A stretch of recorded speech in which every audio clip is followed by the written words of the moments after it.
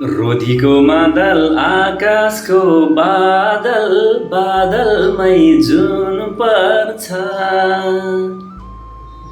नजर र भाग्य फरक हो नानी कुन पर्छ कुन पर्छ नजर र भाग्य फरक हो नानी कुन पर्छ कुन पर्छ साँच्चै हो नि होइन कुन पर्छ त्यो त हाम्रो हातमा छैन तर जुन तपाईँ हाम्रो भागमा पर्यो नि त्योसँग त राम्रो व्यवहार गर्ने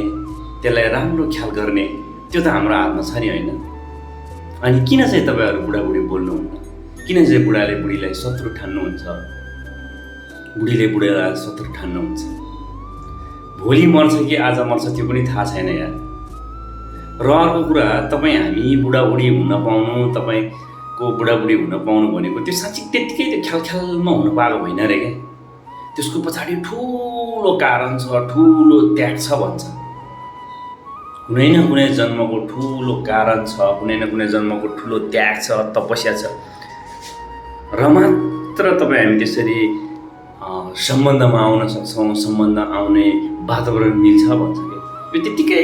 ख्यालख्यालमा बनेको होइन नि 2 दिनको जिन्दगी छ आज मर्छ भोलि मर्छ त्यो पनि थाहा छैन